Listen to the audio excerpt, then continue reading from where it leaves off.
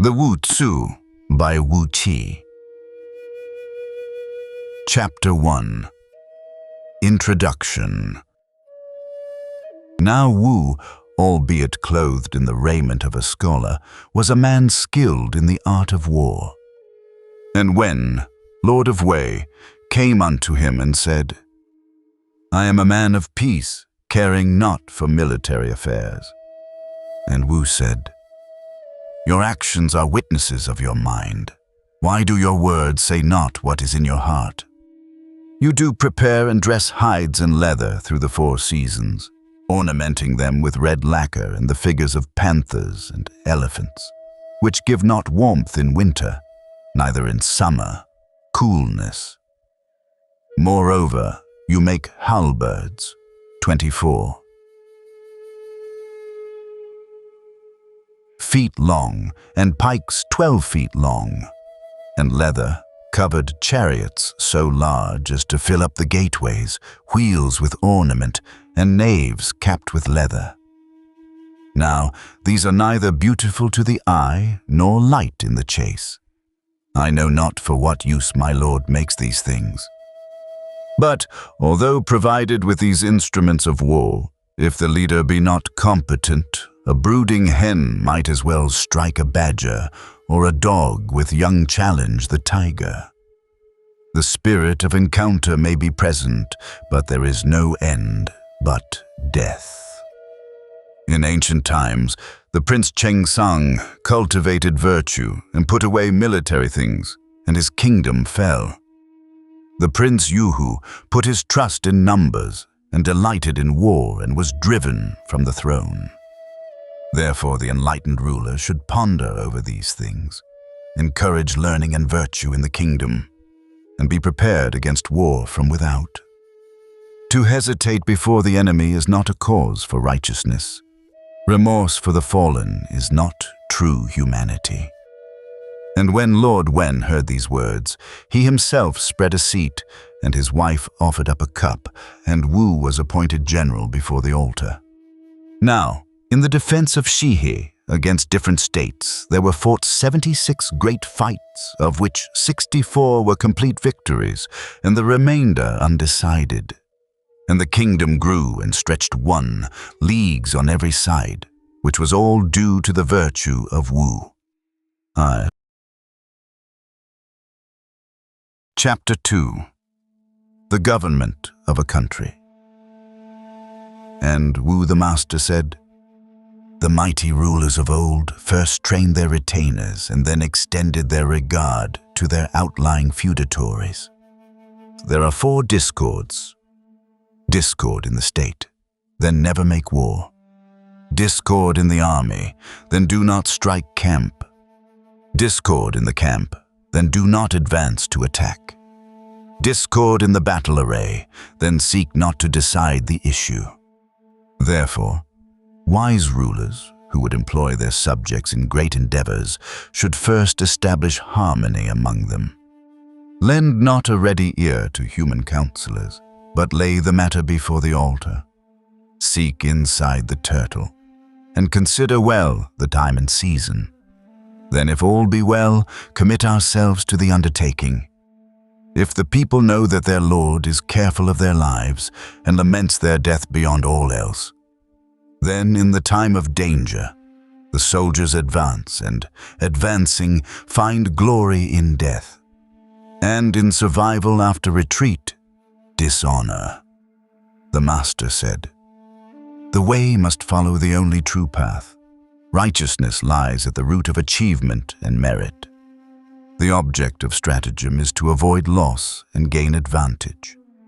The object of government is to guard enterprise and to preserve the state. If conduct depart from the way, and the undertaking accord not with righteousness, then disaster befalls the mighty. Therefore, wise men maintain order by keeping in the way, and governing with righteousness. They move with discretion, and with benevolence they make the people amenable. If these 4 virtues be practiced, there is prosperity. If they be neglected, there is decay. For when Lord Tang of Cheng defeated Lord Chie, the people of Xia rejoiced, and when Wu of Chou defeated Lord Chou, the people of Yin were not discomfited, and this was because it was ordained by providence and human desire. The master said, "In the government of a country and command of an army, the inculcation of propriety, stimulation of righteousness, and the promotion of a sense of shame are required. When men possess a sense of shame, they will attack with resolution when in strength, and when few in number defend to the last. But while victory is easy in attack, it is difficult in defense. Now, of the fighting races below heaven, those who gained 5 victories have been worn out. Those who have won 4 victories have been impoverished. 3 victories have given dominion. 2 victories have founded a kingdom, and upon 1 victory, an empire has been established. For those who have gained power on earth by many victories are few, and those who have lost it, many." The master said, "The causes of war are 5. First, ambition. Second, profit. Third, overburdened hate. Fourth, internal disorder. Fifth, famine. Again, the natures of war are 5. First, a righteous war. Second, a war of might. Third, a war of revenge. Fourth, a war of tyranny. Fifth, an unrighteous war. The prevention of tyranny and the restoration of order is just. To strike in reliance on numbers is oppression. To raise the standard for reasons of anger is a war of revenge. To quit propriety and seize advantage is tyranny. When the state is disordered and the people worn out, to harbor designs and set a multitude in motion is a war of unrighteousness. There is a way of overcoming each of these 5. Righteousness is overcome by propriety, might by humanity, revenge by words, tyranny by deception, unrighteousness by strategy." Lord Wen asked and said, "I would know the way to control an army, to measure men and make the country strong." Wu answered and said, "The enlightened rulers of antiquity respected propriety between sovereign and people, established etiquette between high and low, settled officials and citizens in close accord, gave instruction in accordance with custom, selected men of ability, and thereby provided against what should come to pass. In ancient times, Prince Huan of Qi assembled 50 men-at-arms and became chief among the princes. Prince Wen of Qin put 40 mighty men in the van and gained his ambition. Prince Mu of Qin gathered together 30 invincibles and subdued his neighboring foes. Wherefore, the princes of powerful states must consider their people and assemble the valiant and spirited men by companies. Those who delight to attack and to display their valor and fealty should be formed in companies. Those skillful in scaling heights or covering long distances and who are quick and light of foot must be collected in companies. Retainers who have lost their rank and who are desirous but of displaying their prowess before their superiors should be gathered into companies. Those who have abandoned a castle or deserted their trust and are desirous of atoning for their misconduct should be collected and formed into companies. These 5 bodies form the flower of the army, with 3 of such troops, if they issue from within, an encompassing enemy can be burst asunder. If they enter from without, a castle can be overthrown." Lord Wen asked and said, "I desire to know how to fix the battle array, render defense secure, and attack with certainty of victory." Wu answered and said, "To see with the eye is better than ready words. Yet I say, if the wise men be put in authority and the ignorant in low places, then the army is already arranged. If the people be free from anxiety about their estates and love their officials, then defense is already secure. If all the lieges be proud of their lord, and think ill of neighboring states, then's the battle already won. The Lord Wen once assembled a number of his subjects to discuss affairs of state, and none could equal him in wisdom, and when he left the council chamber, his face was pleased. Then Wu advanced and said, "In ancient times, Lord Chuang of Chu once consulted with his lieges, and none were like unto him in wisdom. And when the Lord left the council chamber, his countenance was troubled. Then the Duke Shen asked and said, 'Why is my lord troubled?' And he answered, 'I have heard that the world is never without sages, and that in every country there are wise men. That good advisers are the foundation of an empire, and friends of dominion. Now, if I, lacking wisdom, have no equal among the multitude of my officers, dangerous indeed is the state of Chu. It grieves me that whereas Prince Chuang of Chu was troubled in a like case, my lord should be pleased." And hearing this, Lord Wen was inwardly troubled. Chapter 3. Estimation of the Enemy. And Lord Wen said to Wu, "Qin threatens us on the west, Chu surrounds us on the south, Chao presses us in the north, Qi watches us in the east, Yen stops our rear, and Han is posted in our front. Thus, the armies of 6 nations encompass us on every side, and our condition is very unpropitious. Canst thou relieve my anxiety?" Wu answered and said, "The path of safety of a state lies first of all in vigilance. Now my lord has already taken warning, wherefore misfortunes are yet distant. Let me state the habits of these 6 countries. The forces of Qi are weighty but without solidity. The soldiers of Qin are scattered and fight each of his own accord. The army of Chu is well ordered but cannot endure. The soldiers of Yen defend well but are without dash. The armies of the 3 Qins are well governed but cannot be used. The nature of Chai is stubborn and the country rich, but prince and officials are proud and luxurious and neglectful of the common people. Government is loose and rewards not impartial. In one camp there are 2 minds. The front is heavy, but the rear is light. Therefore it is ponderous without stability. To attack it, the force must be divided into 3 parts, and, by threatening it on 3 sides, its front can be broken. The nature of Qin is strong, the country rugged, and the government firm.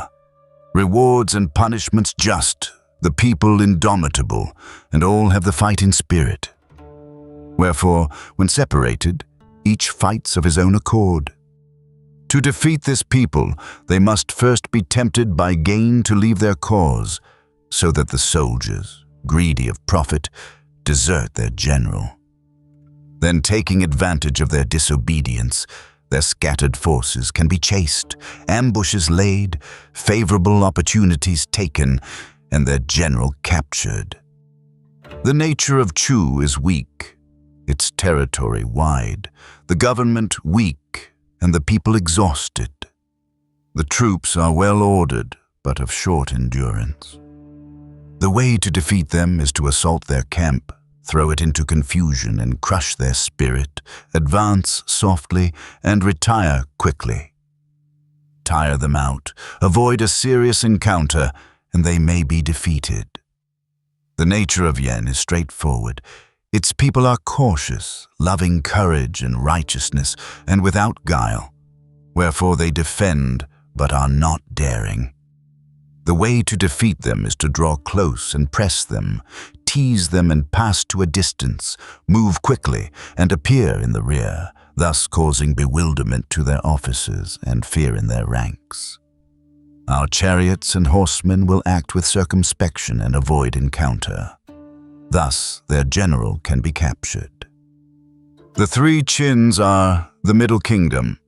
Their nature is peaceful, and their rule just. Their people are tired of war, Their troops are trained, but their leaders are despised. Pay is small, and the soldiers lack the spirit of sacrifice. Thus they are well governed, but cannot be used. The way to defeat them is to threaten them from afar. If a multitude attack, defend. If they retreat, pursue and tire them out. In every army there are mighty warriors with strength to lift the censer, swifter of foot than the war horse, who can take the enemy's standard or slay his general.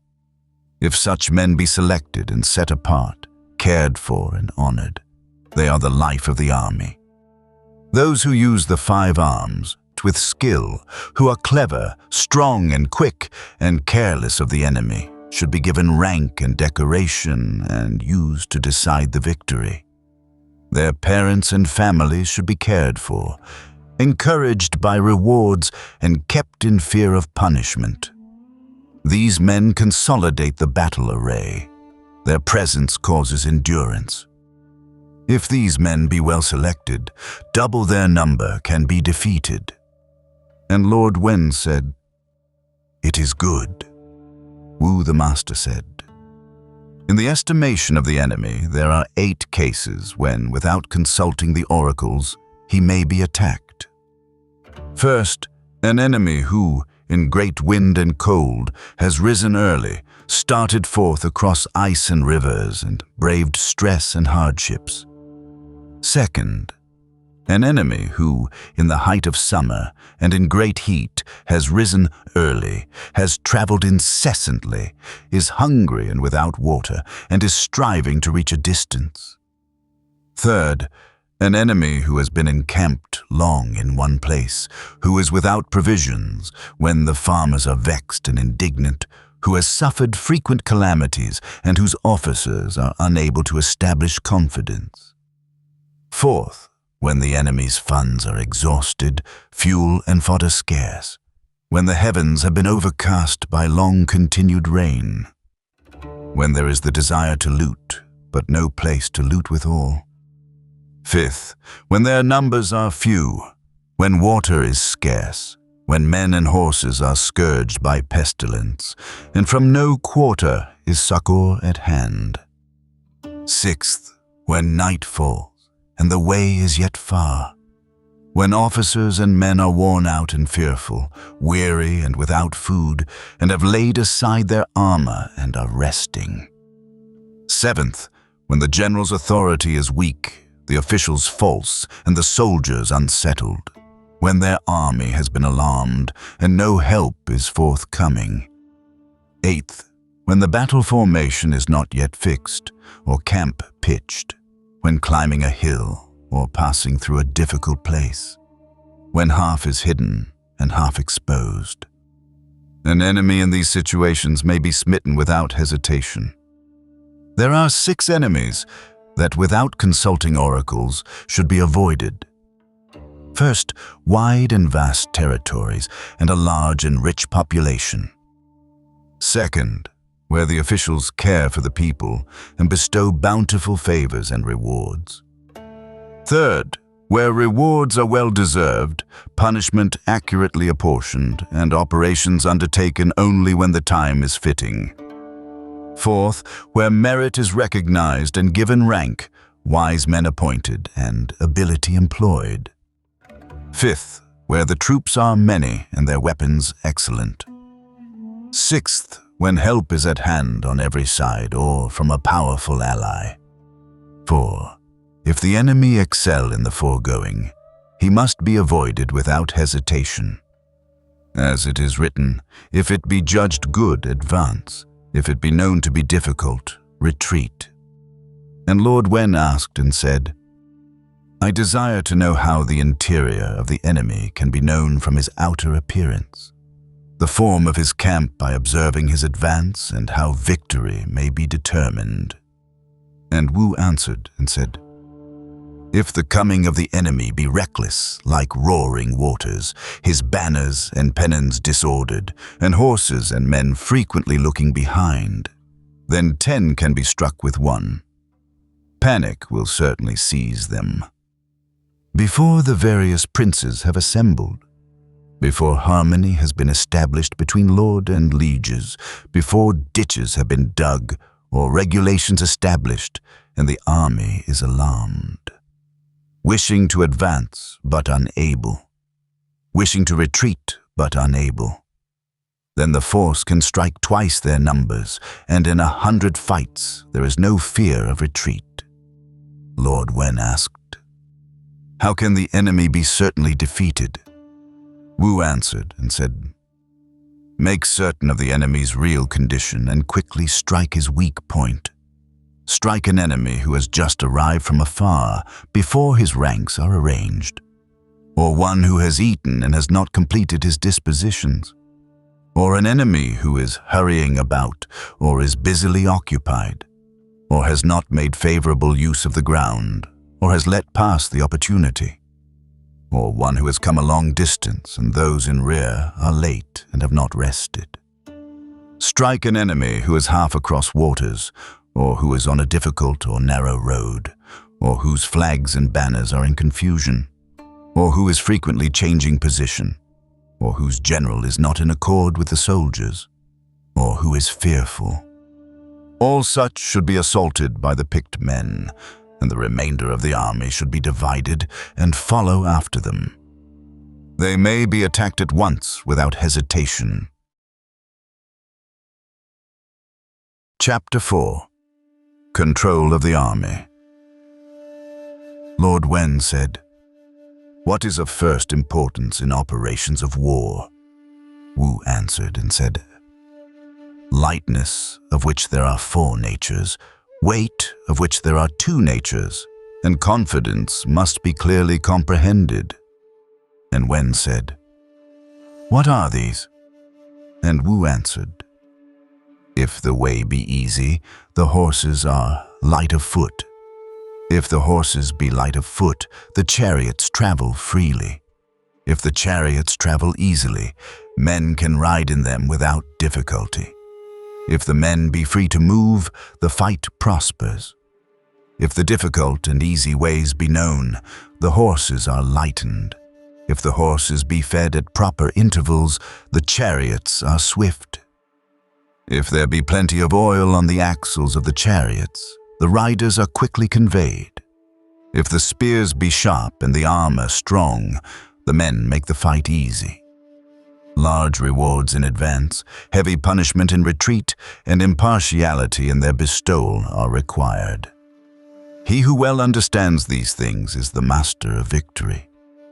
And Lord Wen asked and said, "By what means can the army gain the victory?"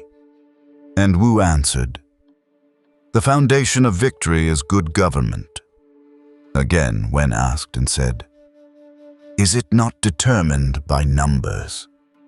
And Wu replied, "If laws and orders be not clear, if rewards and punishments be not just, if the bell be sounded and they halt not, or drum be beaten and men do not advance, even if there be 100,000 men at arms, they are of no avail.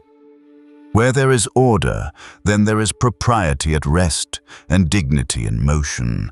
None can withstand the attack, and retreat forbids pursuit.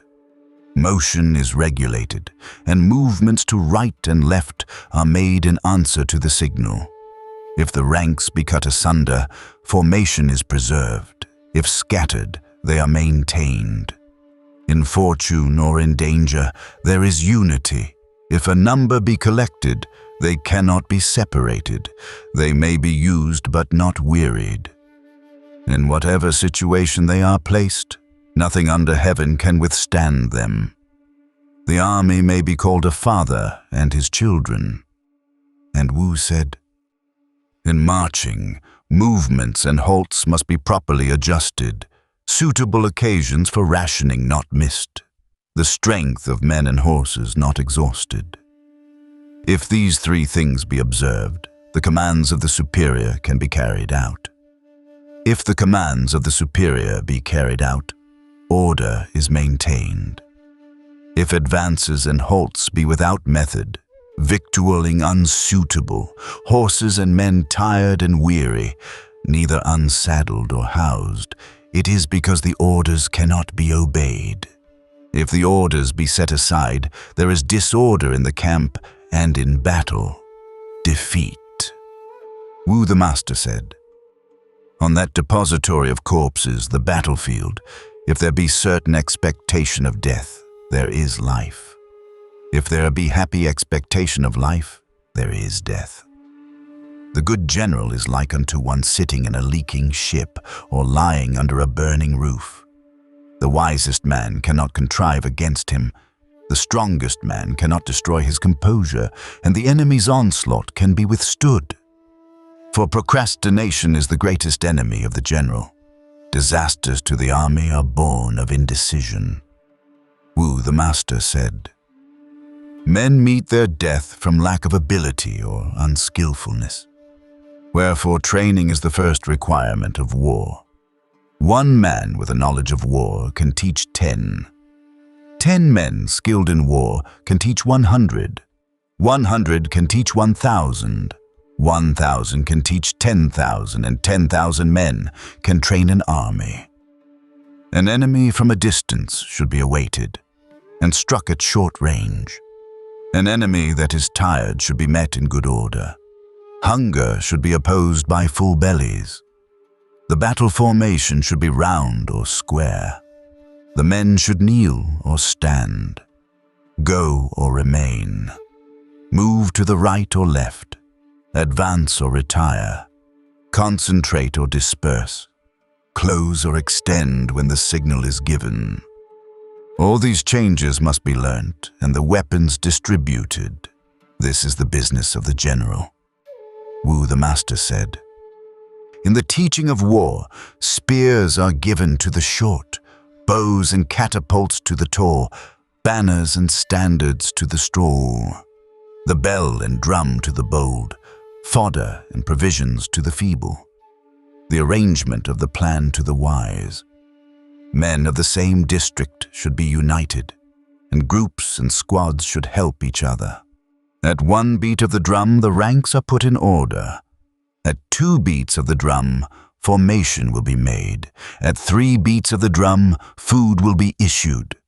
At 4 beats of the drum, the men will prepare to march. At 5 beats of the drum, ranks will be formed. When the drums beat together, then the standards will be raised." And Lord Wen asked and said, "What is the way of marching and halting an army?" And Wu answered, "Natural ovens and dragons' heads should be avoided. Natural ovens are the mouths of large valleys.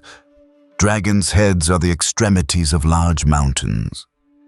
The green dragons, banners, should be placed on the left, and the white tigers on the right.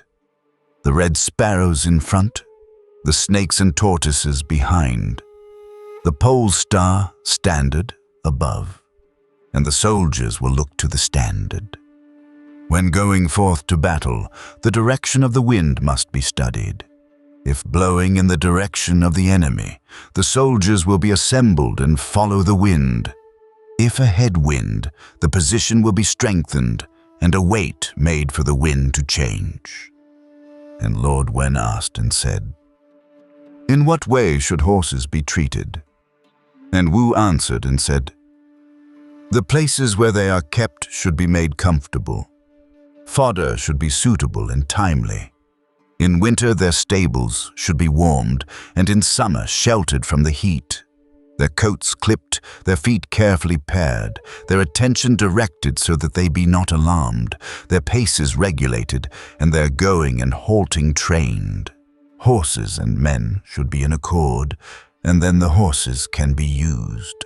The harness, the saddle, bit, bridle, and reins must be strong. If the horse be without vice at the beginning, he can be used to the end. If the horse be hungry, it is good. If his belly be full, his value decreases. If the sun doesn't be falling and the way still long, dismount frequently.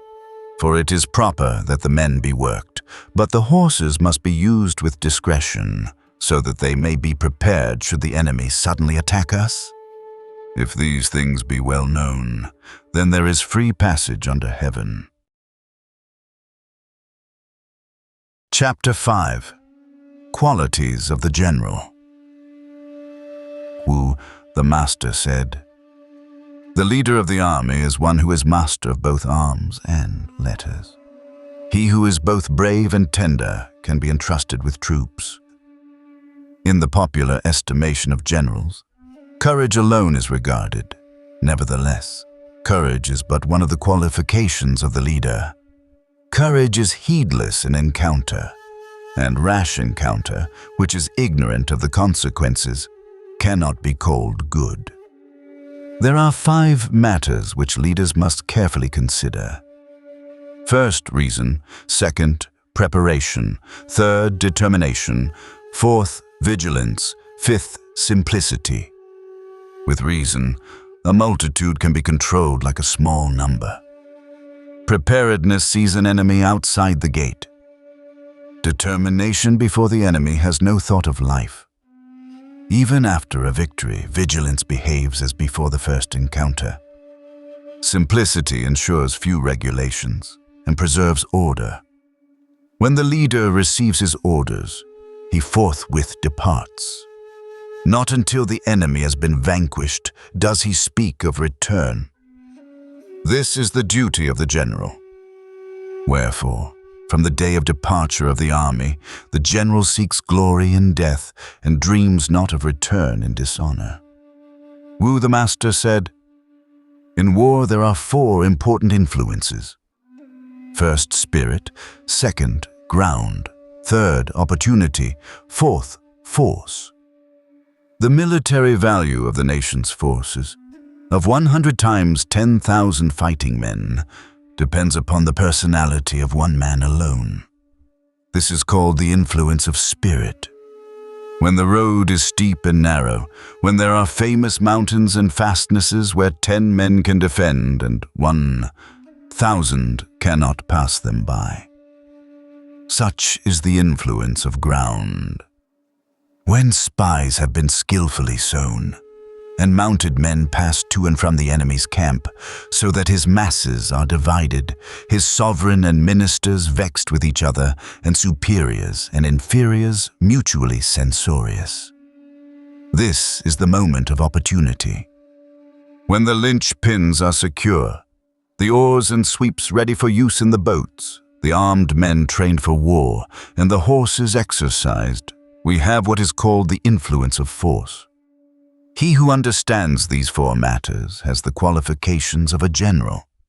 Furthermore, dignity, virtue, benevolence, courage are needed to lead the troops, to calm the multitude, to put fear in the enemy, to remove doubts.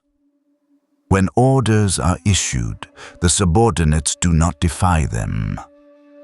Wheresoever the army is, that place the enemy avoids. If these 4 virtues be present, the country is strong. If they be not present, the country is overthrown. Of such is the good general. Wu the master said, "The use of drums and bells is to attract the ear, of flags, standards, and banners to strike the eye, of laws and penalties to put fear in the heart. To attract the ear, the sound must be clear. To strike the eye, the colors must be bright. The heart is awed by punishment, therefore punishment must be strict. If these 3 matters be not ordered, the state may, peradventure, be preserved, but defeat by the enemy is certain. Therefore, as it has been said, if these 3 things be present, there is no departing from the commands of the general. When he orders, there is no going back from death." Wu the master said, "The secret of war is first, to know who is the enemy's general, and to judge his ability. If our plans depend on his dispositions, then success will be achieved without toil. If their general be stupid and heedlessly trustful, he may be enticed by fraud if he be avaricious and careless of his fame. He may be bribed with gifts. If he make unconsidered movements without plan, he should be tired out and placed in difficulties. If the superiors be wealthy and proud, and the inferiors avaricious and resentful, they should be set against each other.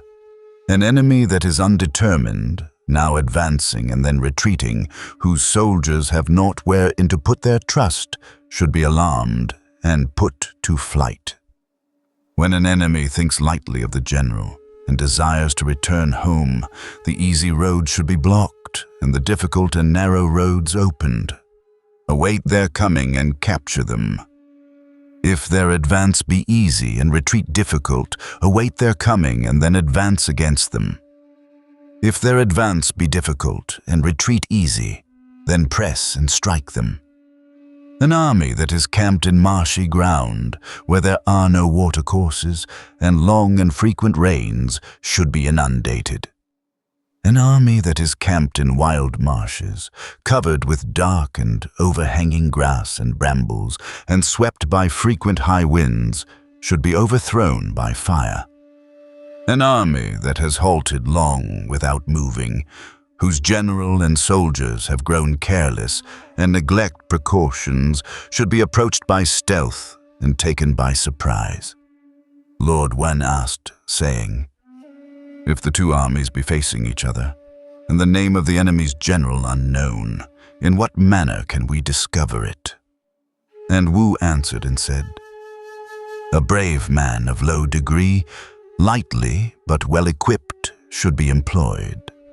He should think only of flight and naught of advantage. Then, if he observe the enemy's pursuit, if there be first a halt and then an advance, order is established. If we retreat and the enemy pursue, but pretend not to be able to overtake us, see an advantage but pretend not to be aware of it, then their general may be called a wise general, and conflict with him must be avoided. If their army be full of uproar, their banners and standards disordered, their soldiers going about or remaining of their own accord, some in line, others in column. If such an enemy be eager to pursue and see an advantage which they are desperate to seize, then their general is a fool. Even if there be a host, they may be taken."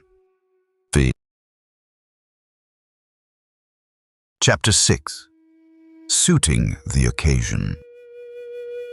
Lord Wen asked and said, "If strong chariots, good horses, strong and valiant soldiers suddenly meet the enemy and are thrown into confusion and ranks broken, what should be done?" And Wu answered and said, "In general, the method of fighting is to effect order in daylight by means of flags and banners, pennons and batons. At night by gongs and drums, whistles and flutes. If a signal be made to the left, the troops move to the left. If to the right, they move to the right. Advance is made at the sound of the drum. Halt at the sound of the gong. One blast of the whistle is for advance, 2 for the rally. If those who disobey be cut down, the forces are subject to authority.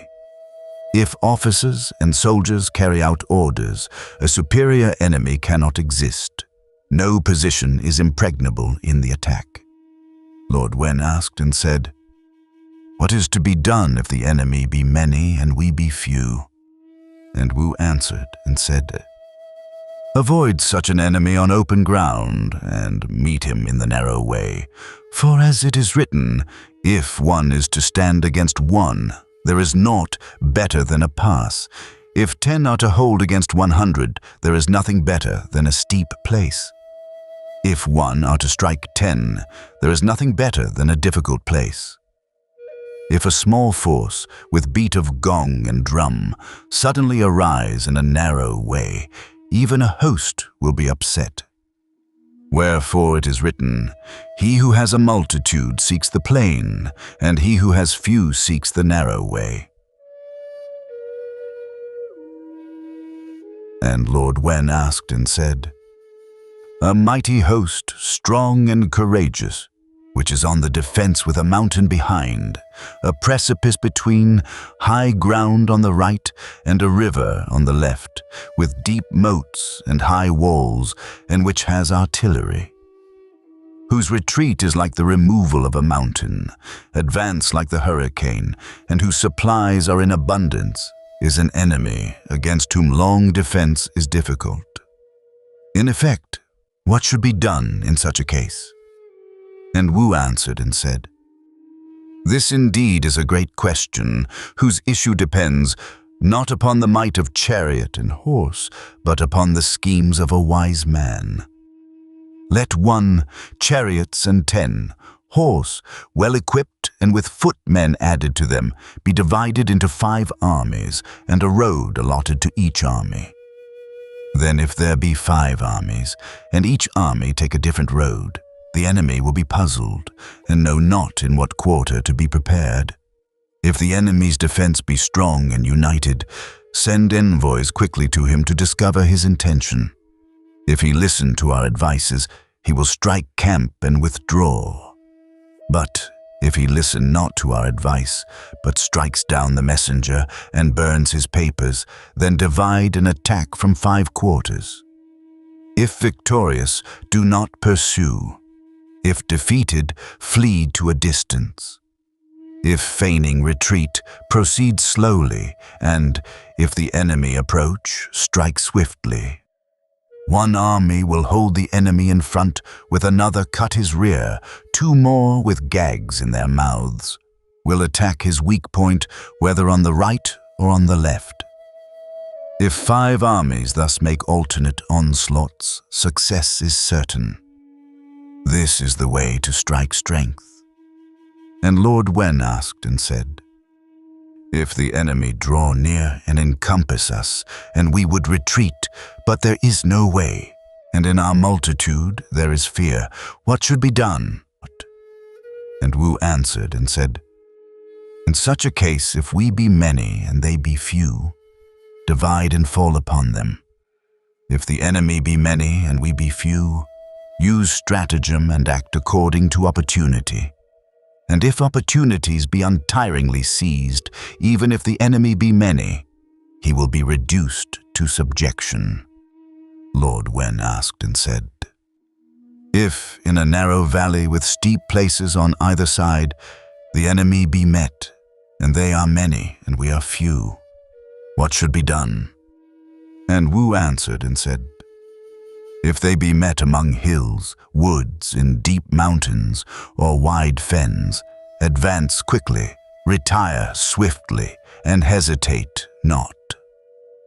If the enemy be suddenly met among high mountains or deep valleys, be the first to strike the drum and fall upon them. Let bow and cross bow advance, shoot and capture, observe the state of their ranks, and, if there be confusion, do not hesitate to strike." Lord Wen asked and said, "If the enemy be suddenly met in a narrow place with high mountains on either side, and advance and retreat are alike impossible, what should be done in such a case?" And Wu answered and said, "This is called war in valleys where numbers are of no avail. The ablest officers should be collected and set against the enemy. Men light of foot and well-armed should be placed in front, the chariots divided, the horsemen drawn up and placed in ambush on 4 sides, with many leagues between and without showing their weapons. Then the enemy will certainly make his defense firm, and neither advance or retreat. Whereupon the standards will be raised, and the ranks of banners shown, the mountains left, and camp pitched in the plain. The enemy will then be fearful, and should be challenged by chariot and horse, and allowed no rest. This is the method of fighting in valleys." And Lord Wen asked and said, "If the enemy be met in a marsh where the water is out, so that the wheels of the chariots sink in, and the shafts be covered, and the chariots and horsemen overcome by the waters, when there are no boats or oars, and it is impossible either to advance or retreat, what should be done in such a case?" And Wu answered and said, "This is called water fighting. Chariots and horsemen cannot be used, and they must be put for a time on one side. Go up to the top of a high place and look out to the four quarters. Then the state of the waters will certainly be seen, their extent and the deep places and shallows fully ascertained. Then, by stratagem, the enemy may be defeated. If the enemy should cross the waters, he should be engaged when half over." And Lord Wen asked and said, "If there has been long continued rain so that the horses sink and the chariots cannot move, if the enemy appear from four quarters and the forces are frightened, what is the course in such a case?" And Wu answered and said, "When wet and overcast, the chariots should halt. When fine and dry, they should arise. Seek height and avoid low places. Drive the strong chariots and choose well the road on which to advance or halt. If the enemy suddenly arise, immediately pursue them."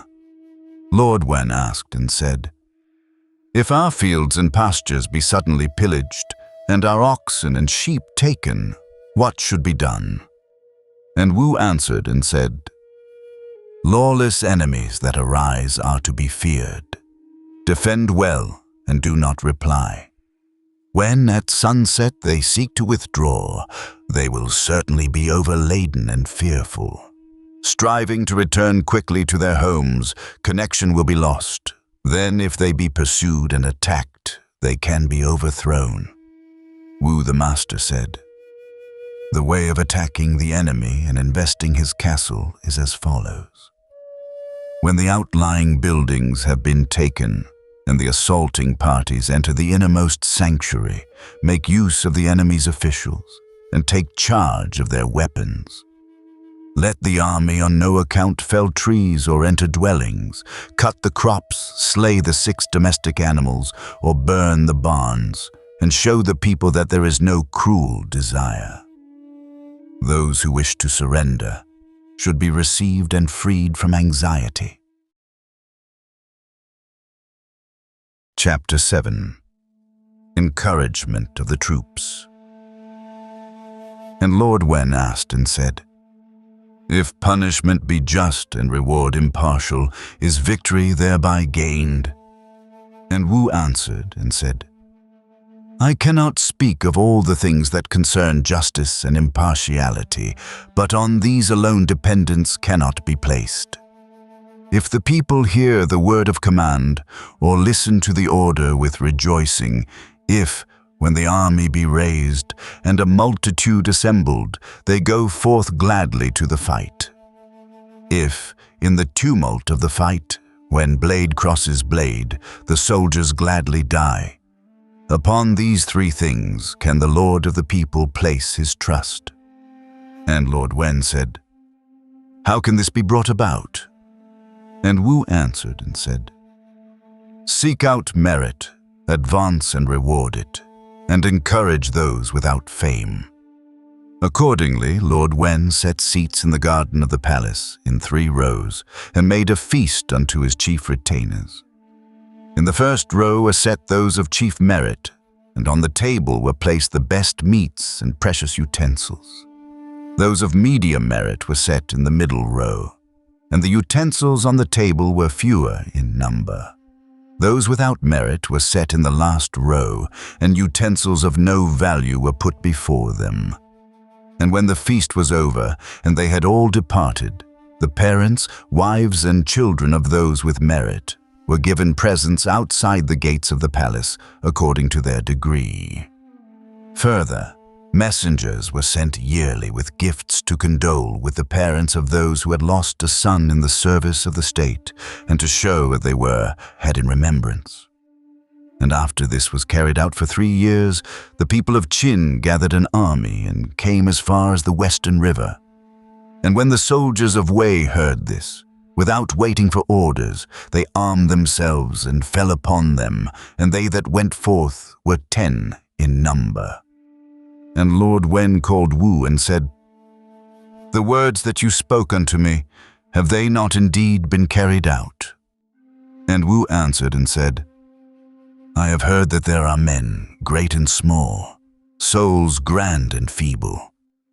As a trial, let 50 men without merit be collected and placed under my command against the country of Qin.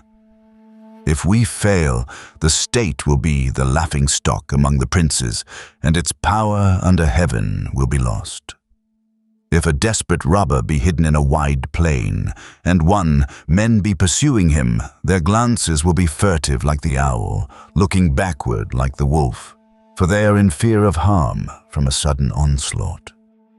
One desperate man can put fear in the hearts of 1,000. Now, if this host of 50 men become as a desperate thief, and are led against Qin, there is naught to fear." On hearing these words, Lord Wen agreed, and adding further 500 chariots and 3 horse, the hosts of Qin were overthrown, all being due to the encouragement of the troops. On the day before the battle, Wu gave orders to the forces, saying, "The army will attack the enemy's chariots, horse and foot, in accordance with our commands. If the chariots do not capture the enemy's chariots, or the horse those of the enemies, or the foot the enemy's footmen, even if their army be overthrown, no merit will be gained." Therefore, on the day of the battle, the orders were simple, and fear of Wei shook the heavens.